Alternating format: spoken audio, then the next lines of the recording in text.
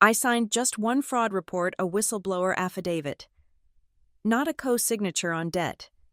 Yet the man who called himself my stepfather shattered my shoulder right there in the living room. My mother looked straight at me and said, "We'll handle it." That night, the first white envelope from the IRS dropped into the mailbox, then a second, then a notice of intent to levy. The name on the envelope was mine, but the debts inside were his. I had to choose stay silent like always, or turn those papers into legal weapons of revenge, striking directly at his wallet and his freedom. My name is Mara Ellison, and this is how I brought down the man who tried to destroy me. The fluorescent lights of Northline Systems flickered above my cubicle as I finished another 14-hour shift. My eyes burned from staring at compliance reports, but overtime meant extra money I desperately needed to maintain distance from my mother's house. The January cold bit through my thin jacket as I walked to my beat-up Honda, its heater long since broken. I should have gone straight to my studio apartment, should have microwaved leftover pasta and fallen asleep to true crime podcasts. Instead, I made the mistake of stopping by my mother's house in Greybridge's West End, the house where I'd grown up, where memories clung to the walls like smoke damage. Mara. My mother's voice carried that false warmth she'd perfected over the years. Janice stood in the doorway, her bottle blonde hair freshly styled, wearing the designer jeans Kurt had bought her last Christmas. "Perfect timing. We need to talk." The living room smelled of beer and Kurt's cologne, that nauseating mix of cedar and desperation. He sat sprawled on the leather sectional, work boots still on, mud tracked across the hardwood. The television blared some reality show about repo men. "Sign here." Kurt slid papers across the coffee table without looking up, his thick fingers, permanently stained from construction work, tapped an impatient rhythm. I picked up the documents, scanning quickly, a refinancing application for the house, my name listed as co-signer. Below that, a loan application for a new F-150. Again, my name. "No," I set the papers down carefully, keeping my voice steady. "I'm not co-signing anything." Kurt's jaw tightened. The tapping stopped.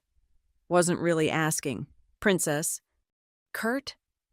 My mother's warning tone wasn't directed at him, it was aimed at me, always at me.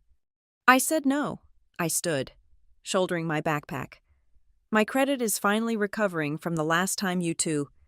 The beer bottle missed my head by inches, exploding against the wall in a shower of brown glass and foam. I'd seen Kurt angry before, but this was different. This was calculated. "You ungrateful little—" He was on his feet faster than a man his size should move. His hand caught my shoulder, spinning me around. "After everything we've done for you—" "Done for me." The words erupted before I could stop them. "You mean using my social security number when I was 22? You mean the credit cards I'm still paying off?" The backhand caught me off guard. Not the violence itself that was familiar territory, but the force behind it. My shoulder hit the doorframe with a wet pop that sent lightning through my entire left side. I heard myself scream, couldn't stop it, dropped to one knee as my vision went white. "Kurt." My mother's voice, finally, but when I looked up through tears, she wasn't moving to help me. She stood on the bottom stair, one manicured hand on the banister, studying the scene like a chess player considering her next move. "Get her out of here," she said quietly, not to me, to him. "We'll handle it." Those 3 words, "we'll handle it." The family motto, the answer to every bruise, every accident, every concerned teacher or nosy neighbor. We'll handle it internally. We'll handle it quietly. We'll handle it so nobody finds out what really goes on in this house. Kurt's boot connected with my ribs, not hard enough to break anything he'd learned that lesson years ago, but hard enough to drive the air from my lungs. I crawled toward the door, my left arm useless, backpack dragging behind me. The porch steps were icy. I slipped, caught myself with my good hand, tasted blood where I'd bitten my tongue. Behind me, the deadbolt clicked. The porch light went off. I sat in the dark, shoulder screaming, trying to remember how to breathe. My phone buzzed a text from my mother. Don't be dramatic. Come back when you're ready to act like family. Family. I almost laughed, but it would have hurt too much. The walk to Eli's apartment took 40 minutes. Every step jarred my shoulder, sent fresh waves of nausea through me. I'd walked this route before, years ago, when things got bad enough that even I couldn't pretend otherwise. But I'd always gone back, always believed the apologies, the promises that things would change. Eli answered on the third knock, took one look at me, and pulled me inside without a word. My half-brother had our mother's sharp cheekbones, but our different fathers coloring his Lebanese heritage evident in his olive skin and dark eyes. We'd been close once, before Kurt entered the picture, before Eli saw which way the wind was blowing and cut contact with the family entirely. "Hospital first," he said, already grabbing his keys. "Then we talk." Saint. Laurel Medical Center's emergency room smelled like industrial disinfectant and despair. The triage nurse took one look at my shoulder already swollen, turning purple, and fast-tracked me past the stomach flu sufferers and twisted ankles. "How did this happen?" Dr. Martinez kept her voice neutral as she reviewed my x-rays. Separated shoulder, severe bruising, possible torn ligaments. "I fell." The lie came automatically. "You fell." She made a note on her tablet. "And these bruises on your ribs, also from falling." I stared at the ceiling tiles, counted the water stains. "Yes. I'm required to document injuries consistent with assault. The police have been notified, standard procedure. You don't have to speak with them, but they'll be available if you change your mind about falling." The officer who arrived was younger than me, fresh-faced and earnest. Officer Chen, and yes, I see the irony given that name took photos of my injuries, wrote down my initial refusal to file a report, left his card just in case. Eli drove me back to his apartment in silence.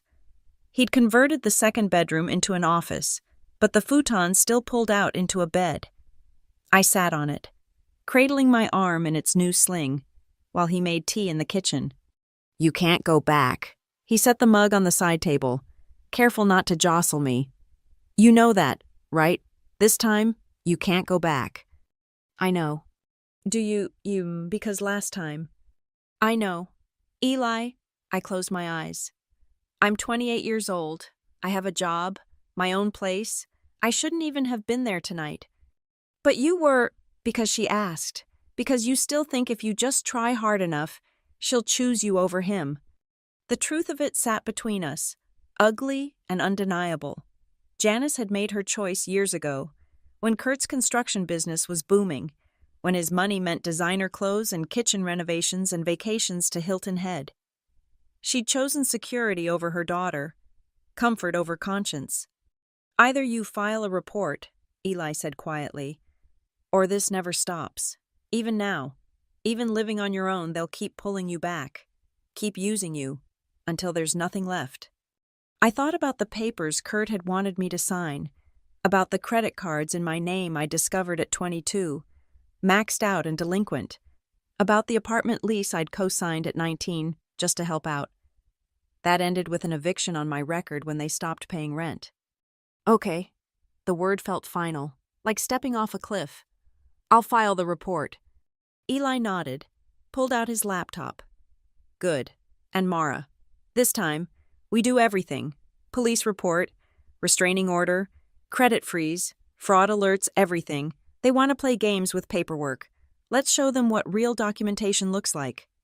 I stayed with Eli that night, sleeping fitfully on the futon, waking every time a car passed outside. In the morning, I called in sick to work the first time in 2 years, and we went back to St. Laurel for the official documentation. The social worker there, a middle-aged woman named Patricia with kind eyes and steel in her voice, walked me through the process. "Domestic violence protection orders can be filed at the courthouse," she explained. "Given the documentation of physical assault, you should qualify for an emergency order today, with a full hearing scheduled within 2 weeks." The courthouse smelled like old paper and floor wax. The clerk who processed my paperwork had seen it all before, her expression carefully blank as she reviewed the medical records, the police photos, my shaking signature on form after form. The respondent will be served within 48 hours, she explained. Once served, he cannot contact you or come within 500 feet. Violation is a criminal offense. It felt surreal, reducing years of dysfunction to checkboxes and legal terms. Physical assault check, threats of violence, check, fear for safety check, check, check. Eli waited in the hallway, scrolling through his phone. When I emerged with my copies of the temporary protection order, he looked up. Mom's been calling me 14 times. Let her call. I tucked the papers into my backpack, the same one I dragged out of her house the night before. I need to go home, my apartment, get some clean clothes, check my mail. I'll drive you.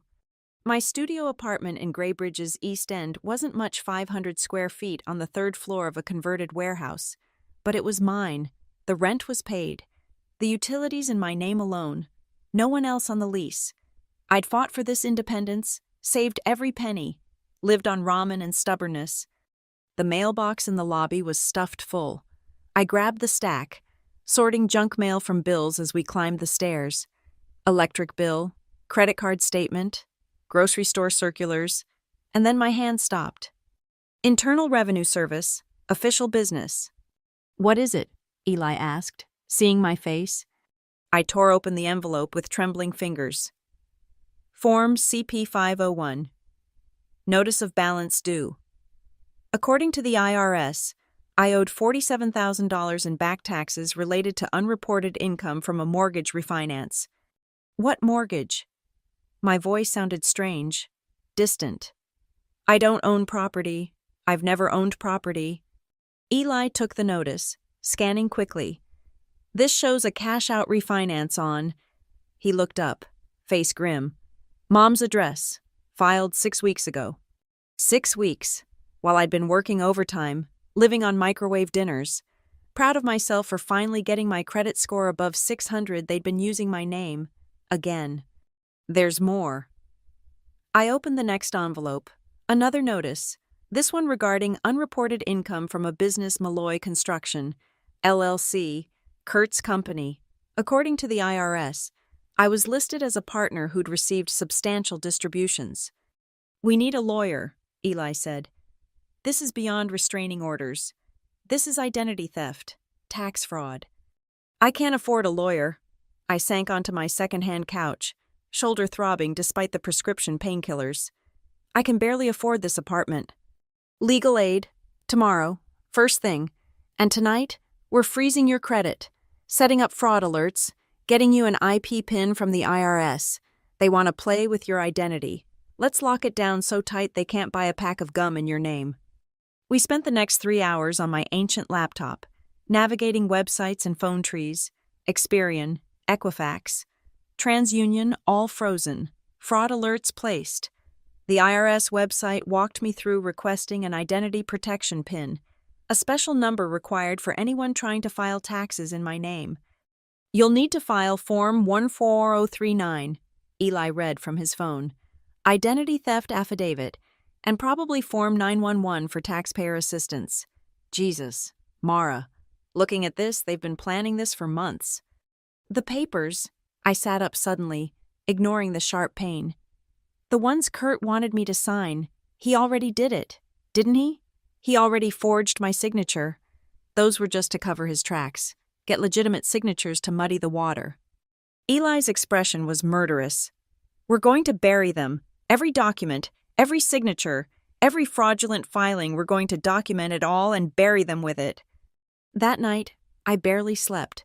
Every creak of the old building sounded like footsteps. When morning came, I was at Greybridge Legal Aid before they opened. Temporary protection order and IRS notices clutched in my good hand. The attorney assigned to my case was younger than I'd expected, maybe early 30s, with box braids and a no-nonsense demeanor that reminded me of Patricia at the hospital. Call me Denise, she said, spreading my documents across her cluttered desk. And let me make sure I understand the full situation. Physical assault 2 nights ago, documented at the hospital, temporary protection order filed yesterday, and now you're discovering identity theft and tax fraud going back. How long? At least 6 years, maybe longer. They've used my social security number before credit cards when I was younger, but I thought that was over. I've been living independently for 3 years. Thought I was clear of it all. Denise made notes on a legal pad, her handwriting sharp and efficient. First things first, the protection order hearing is in 12 days. We'll want to present evidence of financial abuse alongside the physical assault. Judges are more likely to extend orders when they see a pattern of controlling behavior. I don't have documentation from before. I was young, stupid, didn't keep records. Stop. Denise looked up. You were not stupid. You were a young person being exploited by the adults who were supposed to protect you. That's not stupidity. That's survival. Something in my chest unclenched. Just a little. Now, she continued, for the financial crimes, we'll need to file a police report specifically for identity theft. That report becomes crucial evidence for disputing fraudulent accounts and tax filings. I also want you to request copies of any documents filed in your name mortgage applications, business registrations, tax returns. We need to see the full scope. How do I get those? Freedom of Information Act requests, direct requests to lenders, IRS Form 4506T for tax transcripts. It's a process, but we'll walk through each step. She pulled out a business card. This is my colleague in our Consumer Protection Unit. He specializes in identity theft recovery. No charge for legal aid clients. I spent the rest of the morning in their conference room, filling out forms until my hand cramped. Police report for identity theft, dispute letters for credit bureaus, requests for documentation from any financial institution that might have accounts in my name. Harbor Federal Credit Union. I told the paralegal helping me. That's where my mother banks. If there's a mortgage refinance, it would be through them. She made a note. We'll request all documents associated with your social security number, any accounts, any applications, any signatures on file. My phone buzzed. Unknown number, local area code. Against my better judgment, I answered. You stupid bitch, Kurt's voice, slurred with day drinking. You think a piece of paper's gonna stop me? You cost me my refinancing. That was my money. I hung up, hands shaking, showed the paralegal the call log. Document everything, she said calmly, as if she dealt with this daily, which she probably did. Screenshot, save voicemails, keep a log. Violation of protection orders is criminal. Each contact is potential jail time. Eli picked me up at lunch, bringing sandwiches from the deli near his office. We ate in his car, watching freezing rain streak the windshield. Mom called again, he said quietly. Left a voicemail this time. And says you're overreacting. Says if you'd just come home and talk like adults, this could all be resolved. No need for courts and lawyers. I laughed, bitter and sharp. Talk like adults, while Kurt's calling me drunk, threatening me for costing him money that was never his. She also said, Eli paused, choosing his words carefully. She said you don't understand the full situation, that there are things you don't know, that if you pursue this, you'll regret it. Is that a threat? Sounded like one to me. We finished eating in silence. The rain turned to sleet, coating everything in a thin layer of ice. Fitting. I thought, everything in my life felt frozen, precarious, ready to shatter at the slightest pressure. I need to go to Harbor Federal, I said. See what documents they have.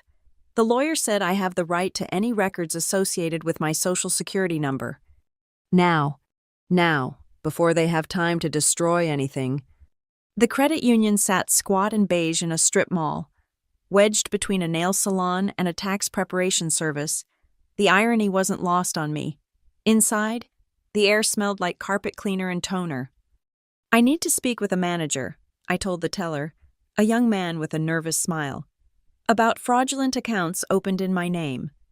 The manager, who emerged from the back offices, looked like she'd rather be anywhere else.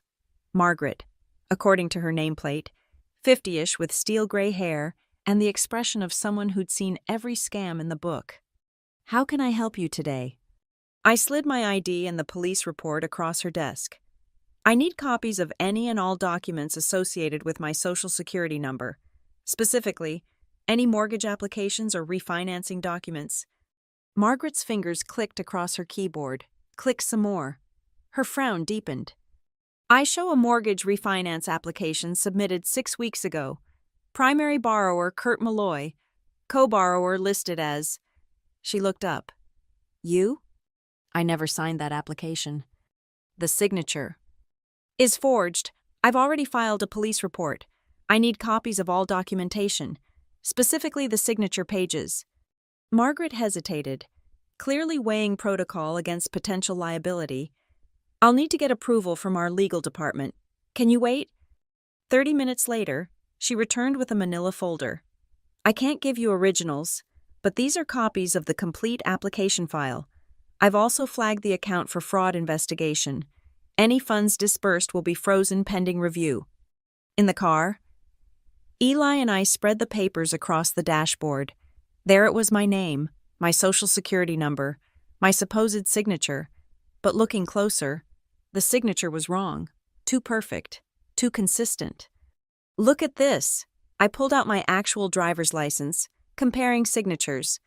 See the way I loop my A? That's not how it's done here. And this one, I flipped pages. Exact same signature, like it was traced. Traced or digitally copied. Eli took photos with his phone. This is evidence. Clear forgery. But from what? What did they copy from? We sat in the freezing car, engine running for heat, thinking. Then it hit me. The lease. When I was 19, I co-signed their apartment lease. Janice said it was just to help their credit, that they'd pay everything. They had me sign multiple copies, said some were for their records, and kept the extras to trace your signature later. Eli's voice was flat with disgust. They've been planning this for years. Mara, years. The drive back to his apartment was quiet. The sleet had worsened, turning roads into skating rinks. Eli drove carefully, both hands on the wheel, while I stared out at the gray landscape of strip malls and abandoned factories that made up East Graybridge. I need to go to the courthouse, I said as we pulled into his complex. File more records requests, business registrations, property transfers, anything in my name. Tomorrow, tonight, you rest. Doctor's orders. Remember, that shoulder needs. My phone exploded with notifications, text after text, a cascade of alerts. Not from Kurt's number, he wasn't stupid enough to use the same one after I documented his earlier call. These were from burner numbers, different each time, but the message was clear. You think you're safe. Cute apartment, 3rd floor, right. Nice Honda. Shame if something happened to it. Your brother drives a blue Mazda, careful on these icy roads. I showed Eli, watched his face go pale. We're calling the police, now. The officer who responded was the same earnest young man from the hospital. Officer Chen took our statements, documented the texts, checked both our cars for signs of tampering. With the protection order in place, these constitute criminal harassment, he explained. I'll add them to the report.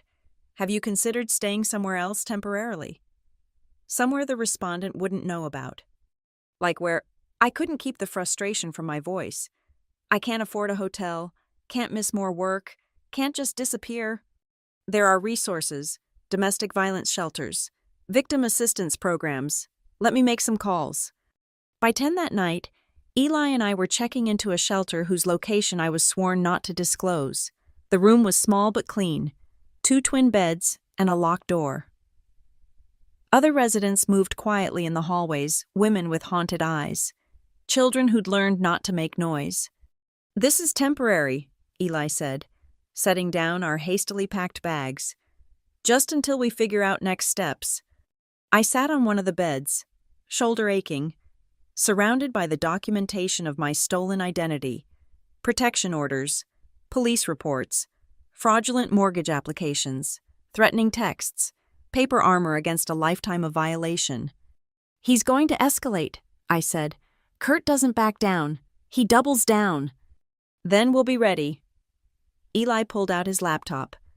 Let's see what else they've done in your name. Business registrations are public record in Carolina. If you're listed as a partner in Malloy Construction, His fingers flew across the keyboard. I watched his face change, jaw tightening. What? He turned the screen toward me. Carolina Secretary of State website. Business entity search. 3 companies came up under my social security number. Malloy Construction, LLC. Registered partner. 30% ownership, KJ Property Holdings. Registered agent, Graybridge Restoration Services. CEO and sole proprietor. I stared at the screen. I've never heard of 2 of these. When were they registered? Malloy Construction 3 years ago, right when you moved out. Eli clicked through. The others are newer. 6 months? 8 months? They've been building a paper trail, making it look like I'm actively involved in business with them. I felt sick. The IRS notices they're just the beginning. If these companies owe taxes, have violations, anything, it's all in my name. Eli's phone rang. His work number, which he'd given as the contact for the shelter. He answered. Face grave. Yes, I understand. We'll be careful. He hung up. That was Officer Chen.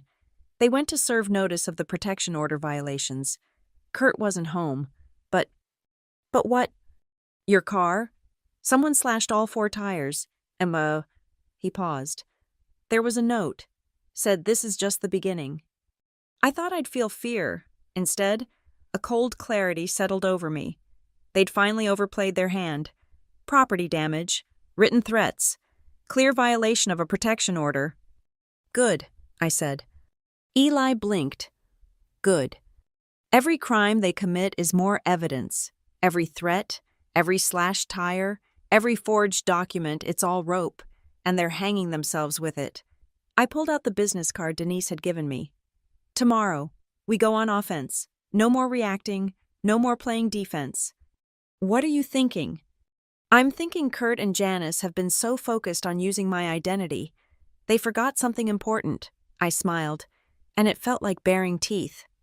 My identity comes with rights, including the right to audit every one of those businesses registered in my name, the right to demand financial records, the right to report fraud to every agency that will listen. And if they come after us harder, then we document that too. Build the case file so thick, so undeniable, that when it finally goes to court, criminal court, not just family court, they won't be able to buy or charm their way out. Eli studied me. You've changed. No. I lay back carefully, mindful of my shoulder. I've decided there's a difference. That night in the shelter, listening to the quiet sounds of other survivors trying to sleep, I made a list, every agency to contact, every document to request, every legal avenue to pursue. They wanted to steal my identity, fine. Let's see how they liked it when that identity fought back. The next morning came early and cold. The shelter provided breakfast, instant oatmeal, and black coffee in a communal dining room where no one made eye contact. Children picked at their food while mothers spoke in hushed tones about court dates and custody hearings. Eli had already been up for hours, working from his laptop. I found something, he said as I joined him at a corner table. Public records search on Kurt. He's been named in 2 lawsuits in the past 5 years. Both construction-related. Both settled out of court. For what? Breach of contract on one. The other? He turned the screen. Fraud. Client claimed he took payment for work never completed. Used substandard materials on what he did finish. So there's a pattern. Document it all. My phone, the new one Eli had gotten me after I'd turned the old one over to police as evidence buzzed. Unknown number. But I recognized the area code. Northline Systems HR Department. Ms. Ellison. This is Janet from Human Resources. We received a concerning call about you yesterday. Someone claiming to be your mother, saying you'd been in an accident and wouldn't be returning to work. My stomach dropped. I'm not quitting. I've been dealing with a family emergency, but... Oh, we assumed as much. Especially when she insisted we mail your final paycheck to her address. Very pushy about it. We told her any employment changes need to come directly from you in writing. Thank you. I'll be back tomorrow. I just need... Take your time. I'm marking you down for personal leave. And Ms., Ellison, we've made a note in your file. No information to be shared with anyone claiming to be family. You might want to speak with security when you return. Set up some additional protocols. I hung up, fury replacing fear. They were trying to cut off my income, isolate me financially as well as physically. We need to move faster, I told Eli. They're escalating on all fronts. The legal aid office was packed, but Denise fit me in between clients. Her tiny office overflowed with files, law books, and empty coffee cups. She reviewed my new documentation, the slashed tires, the threatening texts, the attempt to interfere with my employment. "This is good," she said, which seemed like an odd response to stalking. I mean, not good that it's happening, but good for our case. Clear pattern of escalation, intimidation, attempting to control through fear. Judges take this seriously. What about the business fraud? The false registrations? That's actually separate from the protection order. We'll want to file complaints with the Attorney General's office, the Department of Revenue, the IRS Criminal Investigation Unit. Identity theft affecting taxes is federal jurisdiction. Federal. The word carried weight. Tax fraud over $10,000 is a federal crime. Based on these notices, we're well past that threshold. She pulled out more forms. I'm also recommending you file for emergency assistance. The state has a victim compensation fund. It can help with expenses related to the crime, including relocation costs, lost wages, even therapy. I don't need therapy. I need them in jail. Denise looked at me over her reading glasses. The two aren't mutually exclusive. This kind of sustained abuse and violation, it takes a toll. There's no shame in getting support while you're fighting back. I thought of the other women in the shelter, the way we all avoided each other's eyes, as if trauma was contagious. Maybe she had a point. First things first, I said. How do I get those business records? As a registered partner or CEO, you have legal right to all financial documents. We'll draft formal requests, send them certified mail. If they don't comply, that's another crime obstruction. We spent 2 hours drafting letters, requests for bank statements, tax filings, contracts, client lists, every piece of paper that might show where money went, how it moved, who benefited. If I was legally responsible for these companies, I was legally entitled to see everything. One more thing, Denise added as I prepared to leave. Have you checked your credit report recently? I mean, really checked it, not just the score. I pulled them when I did the freezes, but I didn't look closely. Look closely. Every account, every inquiry. Sometimes the real damage is in the details. Back at the shelter, Eli and I spread out my credit reports on the small desk. TransUnion, Equifax, Experian, all showing the same score I'd fought to rebuild, but looking deeper. Here, Eli pointed, inquiry from Ford Motor Credit, 3 months ago. The truck, the F-150 Kurt wanted me to co-sign for. But you didn't sign. Oh. No, but he tried. Look, another inquiry 2 weeks later, Toyota Financial, Chrysler Capital the week after that. I counted. 7 hard inquiries in 3 months, all for auto loans. He was shopping around, trying to find someone who'd approve him without your actual signature. Eli made notes. Each of these inquiries dropped your score. Even unsuccessful fraud has consequences. My phone buzzed. Denise. Mara, I just got a call from opposing counsel. Kurt hired an attorney. They're challenging the protection order and... She paused. They're filing a defamation suit, claiming your accusations are false and damaging his business reputation. I laughed. Actually laughed. His reputation. He's listed me as CEO of companies I've never heard of. He's stolen my identity for years, and he's worried about his reputation. It's a common tactic. Slap suit. Strategic lawsuit against public participation, meant to intimidate you into dropping charges. Don't worry. Carolina has anti-slap statutes. We'll file a motion to dismiss. Let him sue. Let him put his name on court documents. Swear under oath. Give us discovery rights into his finances. The anger felt clean, purposeful. He wants to play legal games. I've got nothing to lose. He's got everything. That evening, the shelter held a support group. I hadn't planned to attend, But Eli was working late at his office, catching up after taking time to help me, and the walls of our small room felt like they were closing in. The facilitator, a woman named Carol with silver hair and kind eyes, opened with ground rules. Everything shared stayed in the room. No judgment, no advice unless asked for. Who wants to start? A woman across the circle raised her hand tentatively. I'm Sarah. My ex found my new apartment, left roses on my car. The police say it's not technically a violation since he didn't approach me, but others nodded, understanding without explanation. The woman next to me, barely out of her teens, spoke about escaping with her toddler, leaving everything behind. Another described the financial abuse, how her husband had destroyed her credit, left her with nothing. When the circle came to me, I almost passed. Then I heard myself talking. I'm Mara, my stepfather. Former stepfather has been stealing my identity, with my mother's help, for years. The words tumbled out. I finally said no, and he reacted. Now they're escalating, trying to destroy my job, my finances, everything. But I'm fighting back.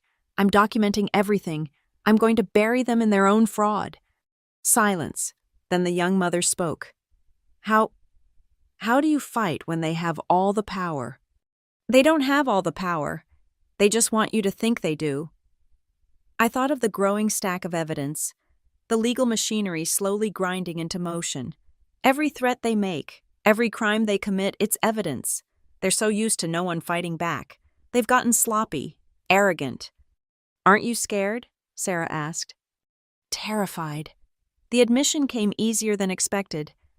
But I'm more scared of letting them win, of being 60 years old and still jumping when the phone rings, of teaching them they can do this to other people. Carol nodded slowly. Fighting back looks different for everyone. Sometimes it's leaving, sometimes it's pressing charges, sometimes it's just surviving another day. There's no wrong way to reclaim your power. After the meeting, the young mother approached me. The identity theft, my ex did that too. Opened credit cards, took out loans. I didn't think anyone would believe me. They'll believe documentation. Paper trails don't lie. I gave her Denise's card. Legal aid can help. First step is police reports. Build the file. She took the card like it was a lifeline. Maybe it was. Back in our room, I found Eli already there. Laptop open, face grim. What now? I've been monitoring the business registrations. Someone accessed the system today. Changed the registered agent for all 3 companies. He looked up. To Janice, your mother is now listed as the primary contact. They're scrambling, trying to distance Kurt from the paperwork. I sat on the bed, thinking. But that's good. Right? Shows consciousness of guilt. They know we're looking. Or they're planning something, moving assets, maybe shutting down accounts before we can freeze them. My phone rang, unknown number. I almost didn't answer, but something instinct maybe made me pick up. Ms. Ellison, this is Special Agent David Chen from IRS Criminal Investigation. A different Chen. The universe had a sense of humor. I'm calling regarding your identity theft affidavit. We've opened an investigation. I'd like to meet with you as soon as possible. IRS Criminal Investigation. The words carried weight that state charges didn't. Federal crimes. Federal time. Yes, when? Tomorrow if possible. Our field office in downtown Graybridge. Bring any documentation you have regarding the fraudulent filings. I agreed. Hung up. Looked at Eli. IRS Criminal Investigation wants to meet. He whistled low. That's big. They don't open investigations lightly. Think Kurt knows. He will soon. Federal investigations aren't subtle. That night, I couldn't sleep. Every car in the parking lot could be Kurt's truck. Every footstep in the hallway could be him. Protection order be damned. But underneath the fear was something else. Anticipation. The hunter becoming the hunted. I thought about Janice, my mother, who'd stood on those stairs and chosen him over me, who'd watched him hurt me and said, "We'll handle it," who'd actively participated in stealing my future while smiling at family dinners. She'd made her choice. Now she could live with the consequences. The next morning, I dressed carefully for the IRS meeting. Professional blazer over dress pants, hair pulled back, minimal makeup, look like a victim, Denise had advised, but a credible one, someone whose identity was worth stealing. The federal building downtown was all glass and steel, security checkpoints and metal detectors. Special Agent Chen, Korean American, early 40s, with the contained energy of someone who'd seen too much, met us in a sterile conference room. Ms. Ellison, thank you for coming. He opened a thick folder. We've pulled tax records for your Social Security number going back 7 years. What we're seeing is concerning. He spread out documents, tax returns. I'd never filed, business income I'd never earned, deductions for equipment I'd never purchased. This return from 3 years ago shows income of $126,000 from Malloy Construction. Did you receive any of this money? I was making $31,000 at Northline Systems, living in a studio apartment. Does it look like I received $126,000? A ghost of a smile. No, it doesn't.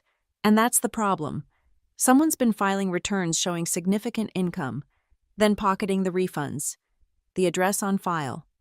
I looked, my mother's house. We're also seeing business expenses that don't match income patterns. Equipment depreciation without purchase records. Mileage deductions for vehicles not registered in your name. He pulled out another sheet. This is what we call a badge of fraud, indicators that returns are false. So what happens now? We investigate, pull bank records, trace money flows, interview witnesses. He leaned forward. But I need you to understand something. This is no longer just about you. Tax fraud of this scale often connects to other crimes, money laundering, contract fraud, possibly public corruption if any of these companies bid on government work. Public corruption. Graybridge Municipal restored the courthouse steps last year. Guess which company got the contract? My stomach turned. One of the companies in my name. On paper. I was a government contractor. We'll need everything you have, Agent Chen continued. Every document, every communication, every threat. This goes beyond identity theft now. This is organized fraud. Eli and I spent 3 hours in that conference room, laying out the timeline, the early credit cards, the escalating forgeries, the business registrations I'd just discovered. Agent Chen took notes, occasionally asking for clarification, his expression never changing. The recent escalation, the threats, the property damage that suggests they know investigation is coming. They're trying to intimidate you into silence. He closed his notebook. I'm going to be frank. People who commit fraud at this level don't typically stop at financial crimes. You need to be careful. I have a protection order. Pieces of paper don't stop bullets. Ms. Ellison, I'm not trying to scare you, but you need to understand the stakes. We're talking about hundreds of thousands in fraud, possible prison time. Desperate people do desperate things. As we left the federal building, Eli's phone rang. His face went pale as he listened. What? That was my building manager. Someone tried to break into my apartment, kicked in the door. Police are there now. We drove to Eli's complex in tense silence. 3 police cars in the parking lot. Neighbors gathered in curious clusters. His apartment door hung off its hinges. Frame splintered. Inside was chaos. Drawers dumped, papers scattered, electronics smashed. But it wasn't random destruction. This was searching. They'd been looking for something. My laptop, Eli said. It's gone. All our documentation was on there. Backed up. Cloud storage. But he picked up his shattered external hard drive. They were thorough. Officer Chen, the first one, from the hospital surveyed the damage. Any idea what they were looking for? Evidence, I said. Documents about the fraud. We've been building a case. You have copies. Some, not everything. The crime scene techs took photos, dusted for prints, went through the motions, but we all knew the truth. Even if they found prints, even if they could prove it was Kurt. What was one more charge on the pile? You can't stay here, Officer Chen said. Either of you, this is escalation, major escalation. The shelter. They found your brother's place. You think they don't know about the shelter? He rubbed his face. We can arrange temporary protective custody. Safe house. Just until… No. The word came out harder than I intended. I'm not hiding. I'm not running. That's what they want to scare me into disappearing. Dropping charges. Letting them win. Ms. Ellison. I have work tomorrow. Court hearing scheduled. A life. I looked at the destroyed apartment. Felt my resolve harden. They want to escalate, fine. But I'm not backing down. Eli looked at me like I'd lost my mind. Maybe I had. But sometimes crazy was the only sane response to an insane situation. That night, we stayed in a motel outside city limits, one of those cash-only places that didn't ask questions. Eli worked from his phone, re-downloading what files he could from cloud storage. I sat on the questionable bedspread, making lists. We need hard copies of everything, I said. Multiple copies, stored in different locations, bank deposit boxes, lawyers' offices, trusted friends. We need more than that. Eli looked up from his phone. We need to go on offense. They're attacking because they're scared, because they know we're getting close. So let's get closer. What are you thinking? Public records are beautiful things. Every property transfer, every lien, every court filing.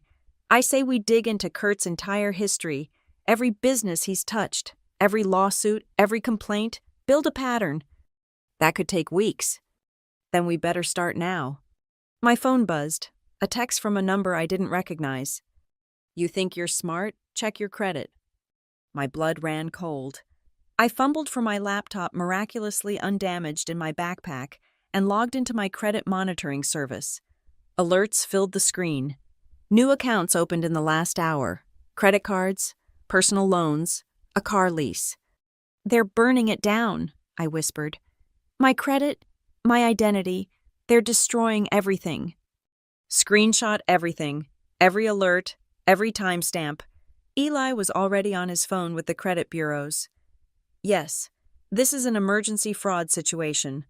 Active identity theft in progress. We need an immediate freeze on all new accounts. I called Denise, waking her, explained the situation, the break-in, the credit attacks. They're panicking, she said, voice rough with sleep. This is good.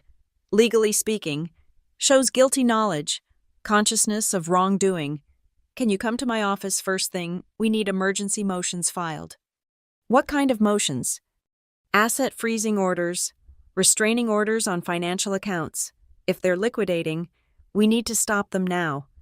I barely slept. Every time I closed my eyes, I saw Kurt's face, heard Janice's voice. We'll handle it. They'd handled things their way for 28 years. Now it was my turn. At dawn, Eli and I split up. He went to the courthouse to pull property records. I headed to Denise's office to prepare emergency filings. The legal aid building was quiet at 7 a.m. Just Denise and a paralegal who'd come in early. Okay, Denise said, already drafting on her computer. We're filing for a civil asset freeze based on ongoing fraud.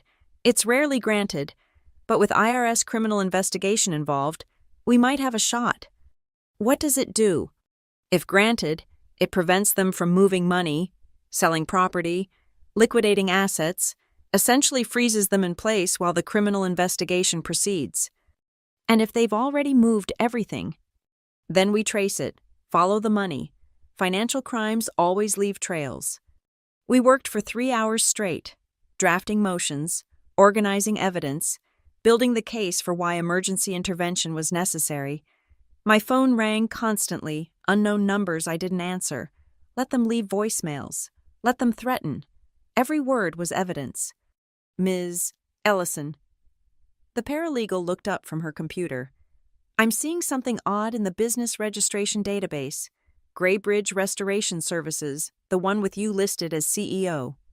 What about it?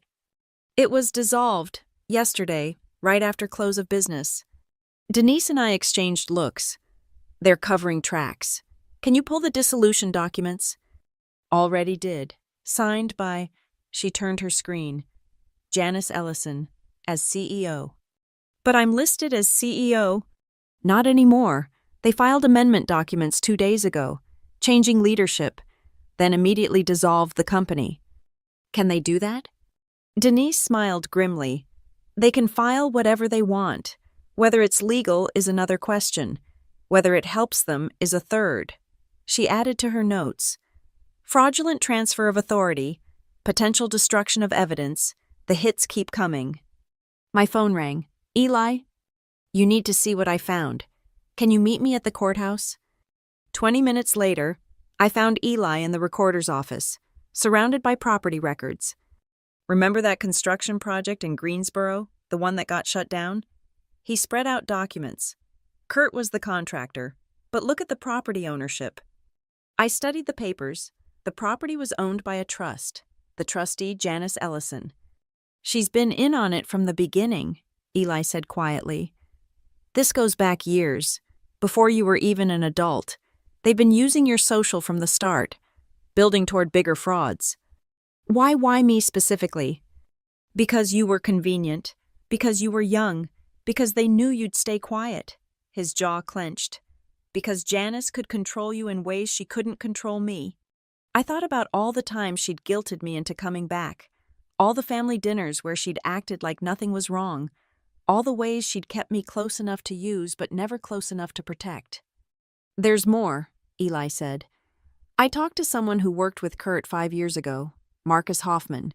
He's willing to talk to investigators. About what? About how Kurt used to brag about his built-in fall guy, how he had someone whose credit he could use whenever his own went bad. Eli's eyes met mine. He meant you, Mara. You were always the plan. I felt something shift inside me, the last piece of hope that maybe this was opportunistic, that maybe my mother had been manipulated too crumbled. This was deliberate, calculated, years in the making. Good, I said. Good. Now I don't have to feel guilty about what comes next.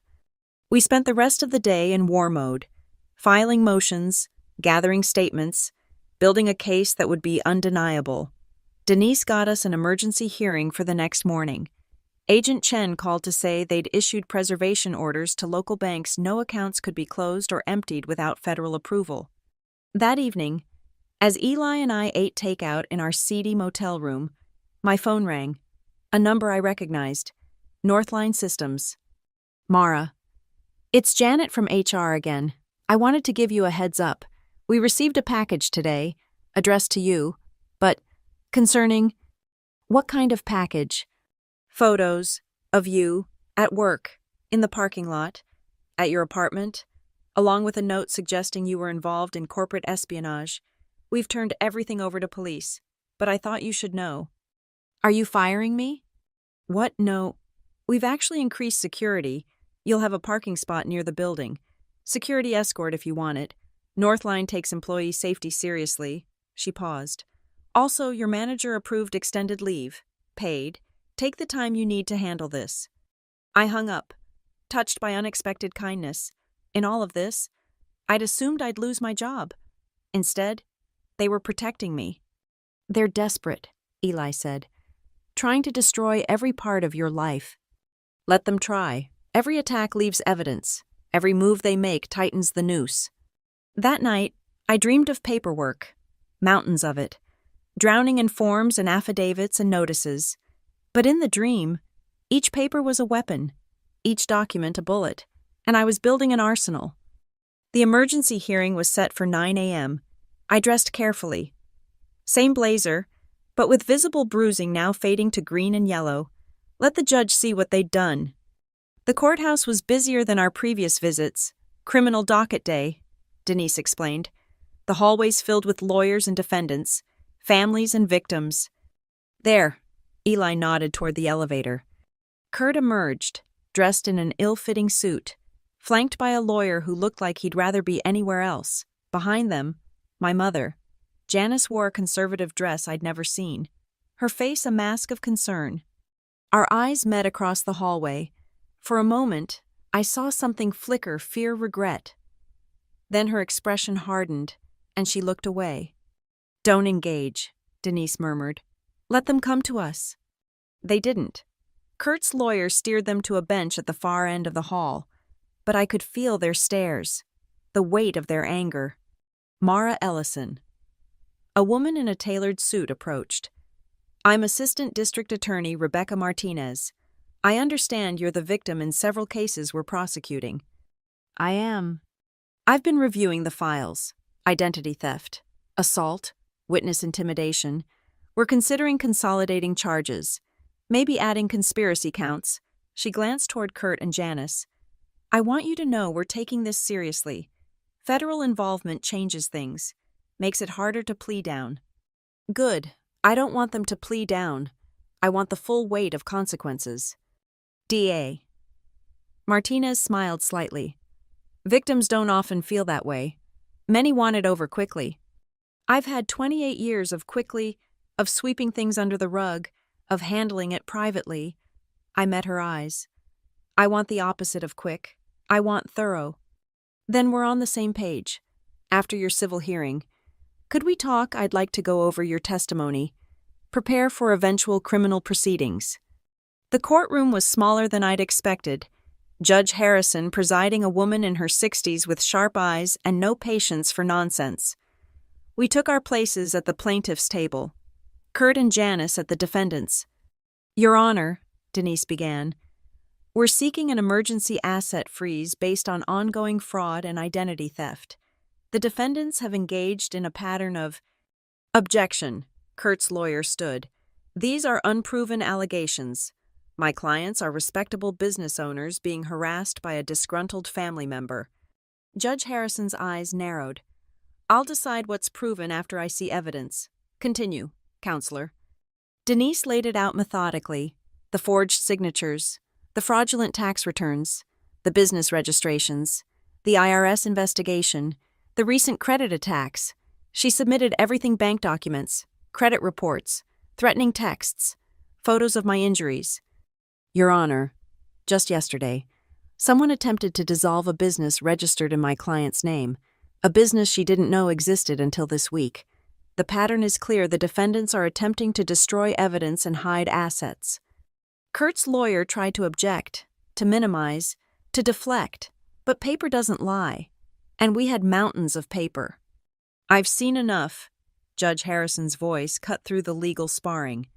The evidence of identity theft is substantial. The evidence of ongoing fraud is compelling. The defendants' recent actions suggest attempts to hide assets and destroy evidence. She looked directly at Kurt and Janice. I'm granting the emergency freeze. All accounts, all property, all business assets associated with either defendant are frozen pending resolution of criminal charges. Any attempt to move, hide, or dispose of assets will be considered contempt. Kurt's face went purple. He started to stand, but his lawyer grabbed his arm. Furthermore, the judge continued, I'm extending the protection order. Given the property damage and witness intimidation, the order now includes a 1,000-foot restriction and third-party contact prohibition. The defendants cannot approach, contact, or direct others to contact the plaintiff. Your Honor, Kurt's lawyer tried, my clients need to run their businesses. Should have thought of that before committing fraud in someone else's name. Judge Harrison signed the orders. Anything else? Yes, Your Honor. Denise stood. We'd like to address the retaliatory lawsuit filed by Mr. Malloy. Ah, yes, the defamation claim. The judge shuffled papers. Based on what I've seen today, I'm inclined to grant summary judgment for the plaintiff. This is clearly a slap suit designed to silence a crime victim. Dismissed with prejudice. Defendants will pay plaintiff's legal fees. The gavel came down. It was over in 30 minutes. But those 30 minutes changed everything. Kurt and Janice sat frozen, watching their world crumble in real time. As we gathered our papers, Kurt broke. You ungrateful bitch, after everything we did for you. Mr. Malloy. His lawyer tried to stop him, but Kurt was beyond reason. You were nothing, living in my house. Eating my food, I gave you a roof over your head. Keep talking, I said calmly. The court reporter is still here. Judge Harrison hadn't left the bench. Mr. Malloy, you're in contempt. Bailiff. As they cuffed Kurt, Janice finally spoke. Her voice was quiet, controlled, nothing like her son's rage. "You don't understand what you've done," she said. "What you've started. There are things you don't know, Mara, things that will come out." "Let them come," I replied. "I've got nothing to hide. Can you say the same?" They led Kurt out in handcuffs. Contempt charges added to his growing list. Janice followed, her mask finally cracking, showing the calculation beneath. In the hallway, Ada Martinez was waiting. "That was illuminating. Mr. Malloy just gave us consciousness of guilt on record. Makes my job easier. What happens now?" "Now we build the criminal case. Federal charges from the IRS. State charges for assault and fraud. With the asset freeze in place, they can't run. Can't hire expensive lawyers. Can't make this go away." She handed me her card. "We'll need you to testify, probably multiple times. Are you prepared for that?" I thought of all the years of silence, all the times I'd protected them with my compliance, all the ways they'd used my fear against me. I've been preparing my whole life. The next few weeks passed in a blur of legal proceedings. True to form, Kurt tried to violate the protection order within days, showed up at Northline Systems demanding to see me. Security called police, and he earned himself additional charges. Janice was smarter. She didn't contact me directly. Instead, she started calling extended family, painting herself as the victim. My phone rang with aunts and uncles I hadn't heard from in years, all with the same message: family handles things privately. Don't air dirty laundry. I changed my number. Eli found us a new apartment, a 2-bedroom in a security building with cameras and keycard access. We moved in slowly, carefully, always watching for signs we'd been followed. "You know what's funny?" Eli said one evening as we unpacked boxes. "I left to get away from them, cut all contact, built my own life, but I still let them win by staying away, by not protecting you." "You were protecting yourself. That's not wrong." "Maybe not, but I'm glad we're doing this together now." The IRS investigation accelerated. Agent Chen called regularly with updates. They'd found more, so much more. Shell companies layered on shell companies, income hidden and moved through a dozen accounts, tax evasion going back a decade. "Your mother was clever," he admitted during one call. "The paper trail is complex, but she made one mistake. She got greedy. Started skimming from Kurt's business, not just using your identity, but stealing from her partner. They're turning on each other. Like rats on a sinking ship, Kurt's lawyer is already floating cooperation in exchange for leniency. Your mother hired separate counsel. The alliance is cracking." Good. I thought, let them tear each other apart. The criminal trial date was set for 6 months out, but the consequences started immediately, with assets frozen. Kurt couldn't pay suppliers or employees. Malloy Construction collapsed within weeks. The house, my childhood home, went into foreclosure. I felt nothing. No sadness, no vindication, just empty space where family used to be. One morning, Marcus Hoffman came to legal aid to give his statement. The former employee Eli had found, willing to testify about Kurt's bragging. He was younger than I'd expected, maybe mid-30s, with the weathered look of someone who'd worked construction since his teens. "I should have said something sooner," he told me after giving his statement to the ADA. "When Kurt talked about using someone's credit, laughing about how this person would take the fall if anything went wrong, I knew it was messed up. But I needed the job." "You're saying something now. That matters. Is it true he hit you when you refused to sign more papers?" "Yes." Marcus nodded slowly. He always had a temper. On job sites, he'd throw tools, punch walls. We all knew to stay clear when he got that look. "I'm sorry you didn't have that option." After he left, Denise pulled me aside. "The ADA wants to add RICO charges." RICO, like organized crime. Pattern of criminal behavior conducted through business enterprises, with the fraud, the assault to further fraud, the witness intimidation it qualifies. RICO carries serious time, 20 years per count. 20 years. Kurt was 55. 20 years meant potentially dying in prison. "Do it," I said. Spring arrived slowly in Graybridge. The ice melted, revealing all the ugliness winter had hidden: dead grass, litter, the bones of last year's ambitions. I returned to work part-time, easing back into normalcy. My colleagues treated me carefully, like I might break, but work was a relief, something ordered, logical, where problems had solutions that didn't require lawyers. The protection order held. Mostly, there were violations: Kurt's truck spotted near my apartment, Janice trying to approach me at the grocery store, but each one added to their charges. They couldn't help themselves. The control had been too complete for too long. One evening in April, Agent Chen called with news. We're ready to move forward with federal indictments, 37 counts total: tax evasion, identity theft, wire fraud, money laundering. Your mother and Kurt will be charged separately but tried together. What kind of time are they looking at? If convicted on all counts, Kurt's facing potentially life, your mother, with no violent crimes, probably 20 to 30 years. I sat with that. My mother, in federal prison until she was 80. The woman who'd given birth to me, raised me, chosen money over my safety. Mara, you still there? I'm here. When? Arrest tomorrow morning. We'll need you available for questions, but you won't be present for the arrests. Good. I don't need to see that.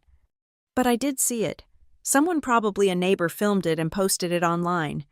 Federal agents at the house I'd grown up in, Kurt in handcuffs, being led to a black SUV, Janice, dignified even in custody, walking with her head high. The comments were brutal. Small-town gossip gone digital. Everyone had a theory, an opinion, a judgment. I deleted social media entirely. The federal trial was set for fall, but first came the state trial for assault and harassment, a smaller affair, but no less important. This was about the physical violence, the threats, the fear they'd weaponized. I testified for 3 hours. Every detail of that night: the bottle thrown, the shoulder wrenched, being pushed onto the icy porch, the threats that followed, the slashed tires, the break-in at Eli's apartment. Kurt's lawyer tried to paint me as unstable, vindictive, a daughter trying to destroy her family over petty grievances. But cross-examination is a dangerous game when the facts are against you. Ms. Ellison, he said smoothly, isn't it true you've been estranged from your family for years? I lived independently, yes. And you only made these accusations after your mother asked you for financial help. I made these accusations after your client separated my shoulder because I wouldn't co-sign fraudulent loans. Allegedly separated. I have the medical records. Would you like to see them again? Denise had prepared me well. Answer the question asked, nothing more. Don't elaborate unless it helps. Let the evidence speak. The jury deliberated for 2 hours, guilty on all counts: assault, battery, witness intimidation, violation of protection order. Kurt's face as they read the verdict was almost worth everything, shock giving way to rage, giving way to something like fear. Sentencing would come later, but he was remanded to custody, no more bail, not with federal charges pending. They let him out in shackles, and I felt nothing.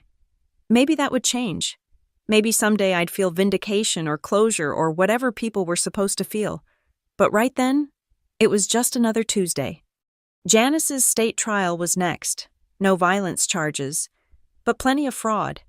The prosecutor painted a picture of a woman who'd systematically used her daughter's identity for profit, who'd stood by while her partner committed violence to further their schemes. She took the stand in her own defense, poised, articulate, playing the confused mother who'd trusted the wrong man. She claimed Kurt had controlled everything, that she'd signed papers without understanding, that she'd never meant for anyone to get hurt. Then came cross-examination. Mrs. Ellison, the prosecutor began, you testified that you didn't understand the documents you were signing, yet you have a degree in accounting, correct? That was years ago. Yes or no? Yes. And you worked as a bookkeeper for 15 years? Yes. So you understand financial documents? Janice's composure cracked slightly. Kurt handled the business side, but you were listed as trustee for multiple properties. You filed dissolution paperwork for Graybridge Restoration Services. You changed registered agents for 3 companies. Those require understanding, don't they? The questioning went on for hours, each lie peeled back, each excuse dismantled. By the end, the careful persona was gone. The jury saw what I'd always known: the calculating woman who'd chosen money over her daughter's safety. Guilty, fraud, conspiracy, identity theft. Like Kurt, she was remanded to custody pending federal trial. I sat in the courtroom as they led her away. She looked back once, our eyes meeting across the space. No apology there, no regret, just cold fury that I'd refused to play my assigned role. "You did good," Denise said quietly. "I know it wasn't easy." It was easier than 20 more years of silence. Summer in Graybridge brought thunderstorms and humidity. Eli and I settled into routine work. Dinner, sometimes a movie. We were learning to be siblings again, without the shadow of our mother between us. The federal trial loomed. Agent Chen met with me regularly, preparing my testimony. The scope was staggering: evidence of fraud going back 15 years, a paper trail that led through dozens of accounts and businesses. "Your mother kept meticulous records," he told me one afternoon. "Hidden, encrypted, but meticulous. Once our tech people cracked her system, it all laid out perfectly. She documented everything, probably as insurance against Kurt.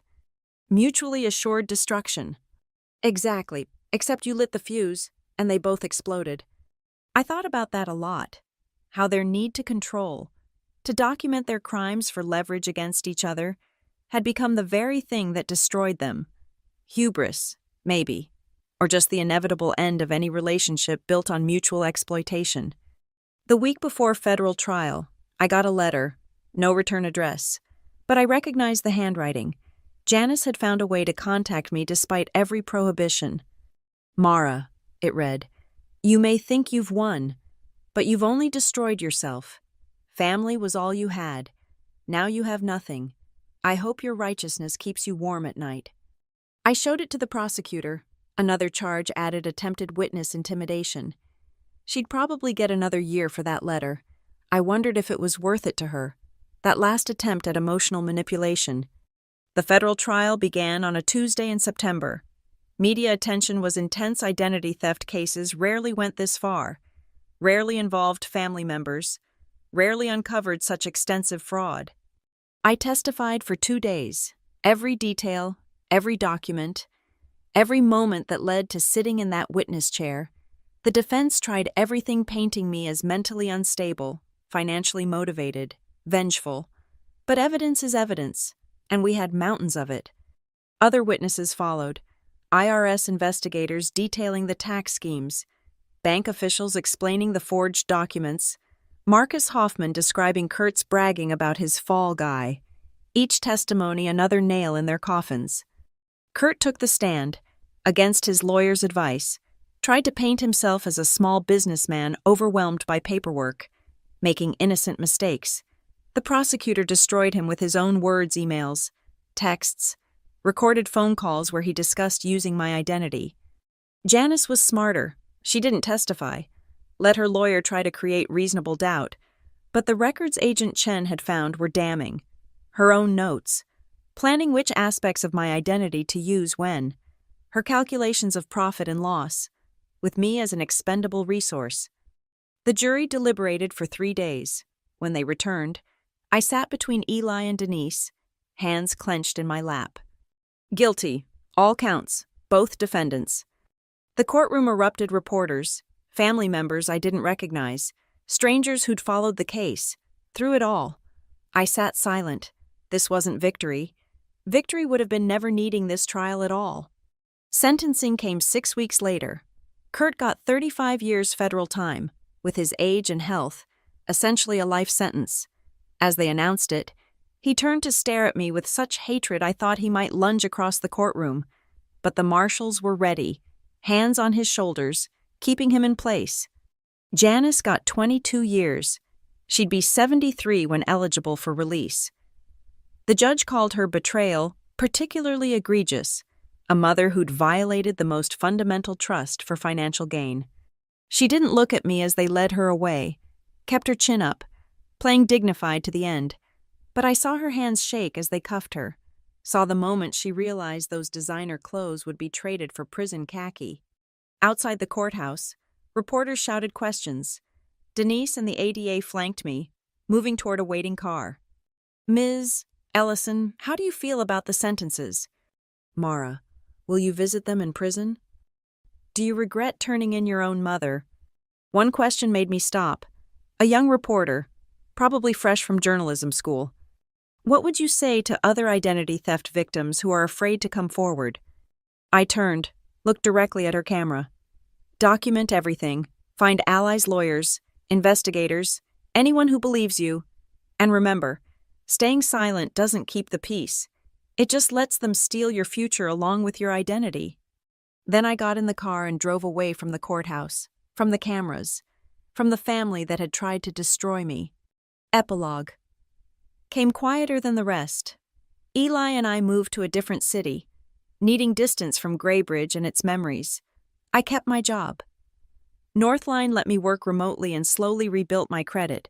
Each point increase felt like reclaiming myself. The restitution hearings dragged on. Most of the money was gone, spent on lawyers or hidden in ways we'd never recover. I didn't care. Money had never been the point. Sometimes I got letters from prison. I didn't open them, just forwarded them to the prosecutor in case they contained more threats. Sometimes distant relatives reached out, trying to guilt me into reconciliation. I changed my email. My phone became harder to find. In therapy. Because Denise had been right. I needed it. I worked through the complicated grief, mourning parents who'd never really existed, a childhood that couldn't be recovered, a family that had chosen greed over love. It's okay to feel conflicted, my therapist said during one session. They were your family. That meant something, even if they violated that meaning. I don't regret it, I told her. But sometimes I wonder who I'd be if I'd had different parents, if I'd been protected instead of exploited. You'd be someone else entirely. The question is, can you accept who you've become? I thought about that as I walked home through downtown streets. Who had I become? Someone who fought back. Someone who refused to be a victim. Someone who chose truth over comfortable lies. My phone buzzed Eli, asking about dinner plans. We tried to eat together at least twice a week, rebuilding the sibling relationship Kurt and Janice had tried to destroy. Sometimes we talked about the trial, the family, the past. More often, we talked about work, movies, normal things that normal people discussed. The IRS finally processed all the fraudulent returns, removing the false debts from my record. My credit score, after 2 years of careful rebuilding, crossed 700. I celebrated by applying for a credit card, my first real one, not tied to anyone else, not hidden or stolen or forged. When it arrived in the mail, I held the small plastic rectangle like a trophy, my name embossed on the front, my credit line, my financial identity, reclaimed and protected. 3 years after that night on the icy porch, I bought a condo, small, nothing fancy, but mine. The closing attorney ran extensive identity checks. I'd insisted on it, paid extra for it. Everything came back clean. No hidden liens, no surprise co-signers, no shadows from the past. Congratulations, Ms. Ellison, she said, handing over the keys. You're a homeowner. I sat in my car afterward, keys in hand, and cried. Not from sadness, but from something harder to name. Relief. Maybe, or the strange grief of achieving something you never thought possible. The first night in my new home, I triple-checked the locks, old habits, but as I lay in bed, listening to the unfamiliar sounds of my own place, I felt something I hadn't experienced in years. Safety. One evening, unpacking boxes in my living room, I found the folder, all the legal documents, trial transcripts, evidence photos. I'd kept everything, thinking I might need it someday, proof that it had really happened, that I hadn't imagined the whole nightmare. I looked through it one last time. Medical records from that night. The IRS notices that started the avalanche. Photos of Kurt being arrested. Janice in handcuffs. A family destroyed, but not by me, by their own choices, their own greed, their own belief that I existed only to be used. Then I put it all in a banker's box, sealed it with tape, and stored it in the back of my closet. The past, literally boxed away. My phone rang Eli, using video chat. "Hey," he said, smiling from his own apartment. "Just wanted to check in. How's the unpacking?" "Slow. I have too many books." "No such thing." He paused. "Mom's parole hearing is next month. They sent notices." I'd gotten the same notice. First opportunity for early release, though unlikely given the severity of charges. "You going to attend?" "No," I said without hesitation. I said everything I needed to say at trial. If the parole board wants victim impact statements, I'll send written notice opposing release, but I'm not sitting in another room with her. Same. I just wanted to make sure we were on the same page. We are. We talked for a few more minutes about safer things, his promotion at work, my plans to adopt a cat, normal life proceeding despite everything. After we hung up, I continued unpacking, found my work clothes, my kitchen supplies, my books, all the pieces of a life rebuilt from scratch. It wasn't the life I'd planned at 28, wasn't where I'd expected to be at 31, but it was mine, untainted by fraud or violence or manipulation. The next morning, I woke early, made coffee in my own kitchen, checked emails on my own laptop, lived a life that belonged entirely to me. No one had my passwords, my account numbers, my identity. I'd locked it all down so tight that sometimes even I had trouble accessing things, two-factor authentication on everything. Security questions only I could answer, a paper trail that led only to me. Worth it. Every inconvenience worth it for the peace of mind. My therapist called it hypervigilance, said we'd work on releasing some of that need for control. Maybe someday. For now. The walls felt necessary, the protection justified. Trust could come later, after the scar tissue fully formed. At work, I'd become the go-to person for security protocols. My experience, sanitized and professional, became useful. I helped design systems to prevent insider fraud, taught workshops on identity protection, turned my pain into something productive. "You're really good at this," my manager said after one presentation. "Ever think about moving into full-time security consulting?" "Maybe," I admitted. "I'm good at thinking like a criminal. Unfortunate life skill." She laughed, not knowing how true it was. Seasons passed. The headlines faded, replaced by new scandals, other crimes. Kurt had a heart attack and prison survived, but barely. I heard through legal channels, victim services keeping me informed. Felt nothing. He'd chosen his path. Janice adapted better, according to reports, worked in the prison library, kept her head down, played model inmate. Her letters stopped coming after the first year. Maybe she'd finally accepted I wouldn't respond, wouldn't visit, wouldn't forgive. The extended family gradually stopped reaching out too. Aunts and uncles who'd chosen sides, cousins who'd believed Janice's version of events. I became the black sheep, the one who'd betrayed family loyalty. Let them think that their opinion mattered less than my freedom. On the 4th anniversary of that night, the separation, the porch, the choice I met Eli for dinner, we didn't usually mark the date, but this year felt different, significant, somehow. "To surviving," he said, raising his beer. "To documenting everything," I countered. We laughed, dark humor born from shared trauma. "Do you ever think about what would have happened if you'd signed those papers?" he asked. "If you'd just gone along one more time?" They'd have kept escalating, more fraud, bigger risks, until it all collapsed anyway.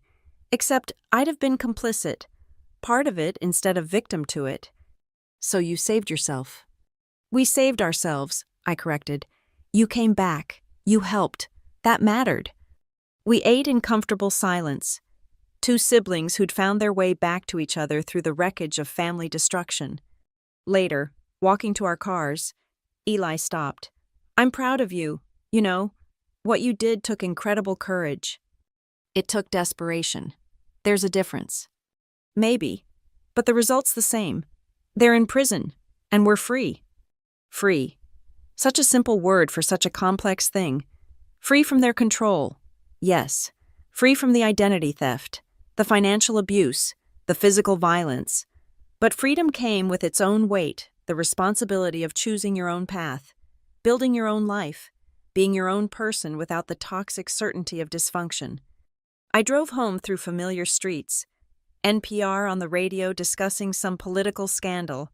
My phone stayed silent, no threatening texts, no manipulative voicemails, no family drama demanding attention, just quiet, just peace. In my condo, I made tea and settled onto my couch with a book. My cat successfully adopted despite my trust issues curled next to me. Outside, city lights twinkled against the darkness. My phone buzzed, not a call or text, but a banking alert. Automatic deposit from work. My paycheck hitting my account. My money in my account under my name. The simple pleasure of financial autonomy. I thought about the IRS letters that had started everything. Those terrifying notices claiming I owed money I'd never seen for businesses I'd never run. How that fear had transformed into anger, then action, then justice. Full circle, in a way, from victim to survivor to whatever I was now. Someone who'd reclaimed her identity in every sense. Someone who'd learned that family wasn't an obligation to accept abuse. Someone who'd discovered that sometimes the only way to heal is to burn everything down and start fresh. My therapist said I was doing well.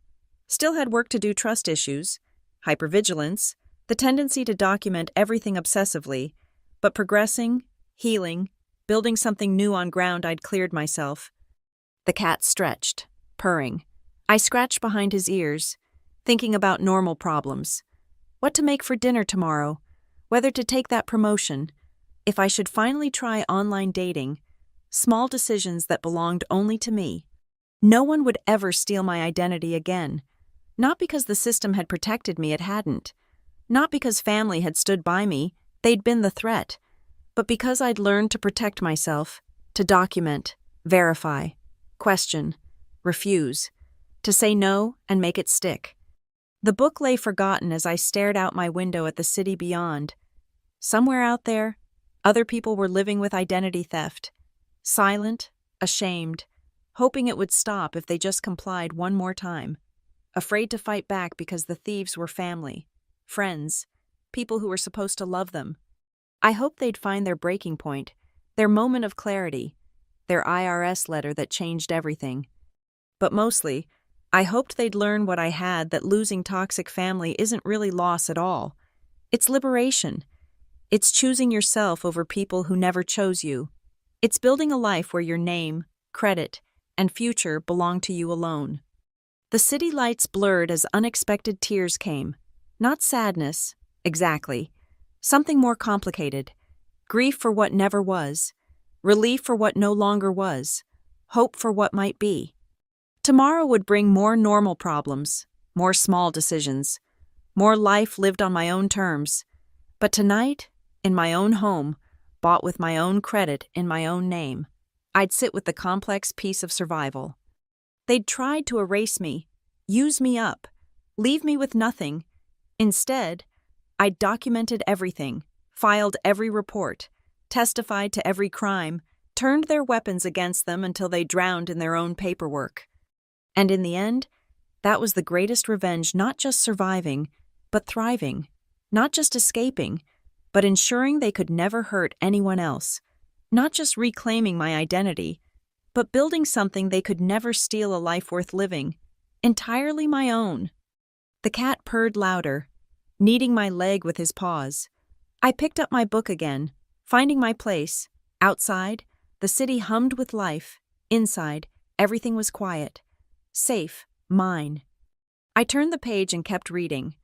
The past finally where it belonged, behind me, sealed in boxes, unable to touch what I'd built from its ashes. The IRS letters that had started everything were long gone, shredded and recycled, but their impact remained the knowledge that sometimes the only way forward is through, that paper trails work both ways, that even the deepest betrayals can become foundations for something better. My name is Mara Ellison. I am not a victim. I am not defined by what was stolen from me. I am the architect of my own recovery, the author of my own future. And this is where my story begins, not with what was taken, but with what I built from the ruins. Thank you so much for listening to my story. I know it was intense, and I appreciate you staying with me through all of it. If you're listening to this, I'd love to know where you're tuning in from. Drop a comment below and let's connect. Share your thoughts, your own experiences, or just let me know how this story resonated with you. If you found value in hearing my journey, please consider subscribing to the channel and hitting that like button. And hey, if you really want to help this story reach more people who might need to hear it, hit that hype button. It makes a huge difference in getting these important stories out there. Remember, document everything, trust your instincts, and never let anyone make you feel guilty for protecting yourself. Stay strong out there.